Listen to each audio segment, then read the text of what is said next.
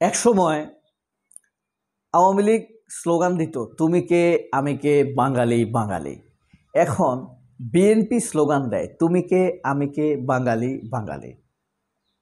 অথচ বিএনপির প্রতিষ্ঠাতা, স্বপ্নদ্রষ্টা শহীদ প্রেসিডেন্ট জিয়াউর রহমান বাংলাদেশি জাতীয়তাবাদের প্রবক্তা বা প্রতিষ্ঠাতা অথবা বাস্তবায়নকারী।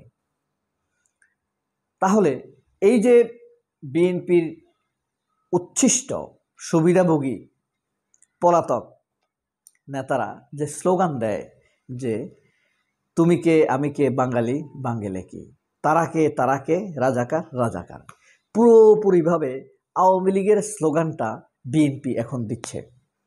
অর্থাৎ নিজের আদর্শ, নিজের নেতার আদর্শকে মাটি চাপা দিয়ে পিনাকি এখন এই বিএনপি নেতারা এখন আওয়ামী লীগ থেকে ধার করে মিছিল দিচ্ছে, বয়ান দিচ্ছে এদেশের মানুষকে। অনেকে বলে থাকেন বিএনপির ভোট তছনছ হয়ে গিয়েছে, বিশাল একটি অংশ এনসিপির দিকে চলে গেছে, এবি পার্টি একটি ভোট কাটবে বিএনপির, জামায়াতের দিকে চলে গেছে একটি বিশাল অংশ, এনসিপির দিকে অংশ একটি চলে গেছে, অর্থাৎ বৈষম্য বিরোধী ছাত্র আন্দোলনের দিকে। বিএনপি আসলে আদতে বর্তমানে ভোটার শূন্য, না হোক 12 থেকে 14% ভোট পাবে। দেশব্যাপী আপনি এমন একটি থানা, বাংলাদেশে 594টি সম্ভবত থানা আছে না, যাই হোক কম বেশি হতে পারে, একটি থানা আপনি দেখাতে পারবেন যেই থানায় বিএনপি নেতারা চাঁদাবাজি করে নাই? কেউ যদি পারেন দেখাতে তাহলে আমাকে জানান। একটি থানাও আপনি পাবেন না। এই চ্যালেঞ্জটি কে দিয়েছেন জানেন? বিশিষ্ট কন্টেন্ট ক্রিয়েটর বনি আমিন, ভ্রমণ পিয়াসী, মানে ভ্রমণ করতে ভালোবাসেন, অস্ট্রেলিয়া প্রবাসী বাংলাদেশি কন্টেন্ট ক্রিয়েটর, অভিজ্ঞ। সে আমার পছন্দের লোক তা না, তবে সে একটি কথা বলেছে, এটা বললাম। আপনারা কি তার কথাতে চ্যালেঞ্জ দিতে পারেন কিনা?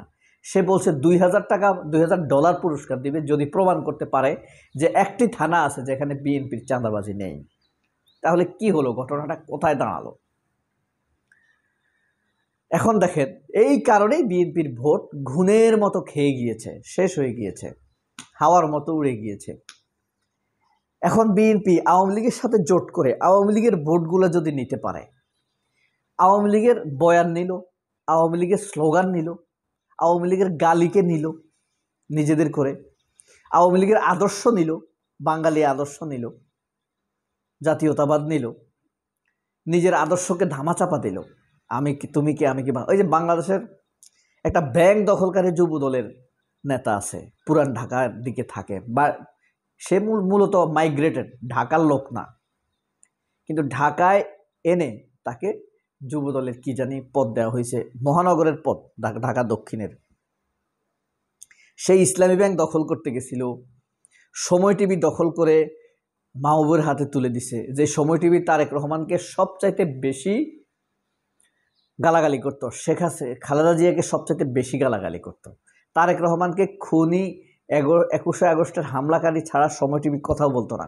সেই সময় টিভিকে নিরাপত্তা দিয়েছে এই যুব দলের নেতা। সেই যুব দলের নেতাই স্লোগান দিয়েছে, তুমি কে আমি কে বাঙালি বাঙালি। এই যুব দলের নেতারা খালেদা জিয়াকে বালুর টাকের ভেড়াজাল থেকে বের করতে পারে নাই। বালুর টাকের নিচেই চাপা পড়েছিল তখন বিএনপির আন্দোলন। তখন যদিও সবাই ব্যর্থ হয়েছে, কিন্তু সে তখন যদি সফল হয়ে যেত সেই 2014 এবং 15 আন্দোলন যদি সফল হয়ে যেত, তাহলে শেখ হাসিনার হাতে এত মানুষ গুম খুন আর হতো না, এত মানুষ, এত চাঁদাবাজি লুটতরাজ হতো না। এখন দেখেন তা করতে পারে নাই। এরপরে তারেক রহমানের মেয়েকে কি বলে গালি দিছে জানেন? একটা ভাষা আপনার মুখে আসবে কে গালি দিছে? আওয়ামী লীগের এমপি, তৎকালীন তথ্য প্রতিমন্ত্রী। সে এখন কার আশ্রয়ে আছে জানেন? বিএনপির নেতার আশ্রয়ে আছে। সে তারেক রহমানের গায়ে হাত তুলতে বলেছে, থাপড়াইতে বলেছে। সত্যি কথা বলতে, শুনেন, তার ভিডিও শুনতে পাবেন আপনারা। সে এখন বিএনপি নেতার আশ্রয়ে আছে, তার সম্পদ দেখাশোনা করে, নিরাপত্তা দেয় বিএনপি নেতা। আপনি আশ্চর্য হবেন, এই মুরাদ, কি ডাক্তার মুরাদ, টাকলা মুরাদ বলে অনেকে, টাকলা মুরাদের নিরাপত্তা দাতা বিএনপির একজনের নেতা। যেই টাকলা মুরাদ তারেক রহমানের মেয়েকে নিয়ে বিভৎস ভাষায় আক্রমণ করেছে, নেশাখোরের মতো আক্রমণ করেছে, তারেক রহমানকে গায়ে হাত তুলতে বলেছে, সেই টাকলা মুরাদের সম্পদের নিরাপত্তা দাতা বিএনপি নেতা। তাহলে বুঝেন বিএনপির লোকেরা তাদের নেতাদেরকে বা জিয়া পরিবারকে কতটা ভালোবাসে। বিএনপির লোকদের চাইতে খালেদা জিয়াকে এবং তারেক রহমানকে, জিয়াউর রহমানকে বেশি সম্মান করে, শ্রদ্ধা করে আমি বিশ্বাস করি জামায়াতের লোকেরা। চরমনায় বিএনপিকে শ্রদ্ধা করে না। জামায়াতের লোকরা আমি দেখছি জিয়াউর রহমানকে শহীদ ব্যতীত কথা বলে না। আমি ডাইরেক্ট ওয়াজে শুনেছি যে আল্লামা দেলোয়ার হোসেন সাঈদী জিয়াউর রহমান জন্য কান্না করে দোয়া করছে, কান্না করে দোয়া করছে। খালেদা জিয়ারকে যখন জেলে নেয় তখন জামায়াতের অ্যাক্টিভিস্টরা, এরা কিন্তু সংগঠিত, খালেদা জিয়ার পক্ষে তখন অনলাইনে পুরো ঝড় তুলেছিল। তারেক রহমানের পক্ষে অনলাইনে জামায়াত একচেটিয়া কাজ করেছিল তখন, বিশেষ করে 14, 15, 16, 17, 18, 19 এই সালগুলোতে, 20, 21। এরপর আসতে তারেক রহমানরা জামায়াতের কাছ থেকে সরে গেছে, তারপরও করছে। কখনো আমি দেখি নাই স্ট্রিক্টলি, বিশেষ করে খালেদা জিয়া তারেক রহমানকে, তারেক রহমানকে শ্রদ্ধা করত, কিন্তু তারেক রহমান এখন নিজেই তার সম্মান নষ্ট করতেছে ধীরে ধীরে। কিন্তু খালেদা জিয়াকে, শহীদ প্রেসিডেন্ট জিয়াউর রহমানকে জামায়াতের শিবিরের লোকরা অসম্ভব সম্মান করে, শুধু সম্মান করে না, ভালোবাসে। কিছুটা ক্ষেত্রে আমি দেখছি তারা বাংলাদেশি জাতীয়তাবাদকে অনেক জামায়াত নেতা লালনও করে নিজের মনে। সেই শক্তিকে শত্রু বানিয়ে দিচ্ছে বিএনপির কারা?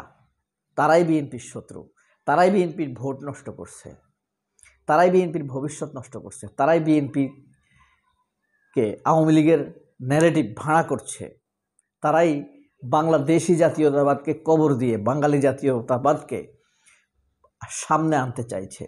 তারাই 71-এর সেই বয়ান দিয়ে, ব্যবসা দিয়ে আবারও এদেশের ইসলামকে অত্যাচার, নির্যাতন, নিপীড়নের তলায় ঠেলে দেওয়ার পরিকল্পনা করছে। তারাই ইসলামকে বিএনপির মুখোমুখি দাঁড় করাতে চাইছে, বিএনপিকে ইসলামের মুখোমুখি শত্রু হিসাবে দাঁড় করাতে চাইছে। আর এটা একবার দাঁড়িয়ে গেলে বিএনপি ভোটের রাজনীতিতে তছনছ হয়ে যাবে। BNP not Awami League, remember it. সবাই অনেক ভালো থাকবেন। আল্লাহ হাফেজ, আসসালামু আলাইকুম।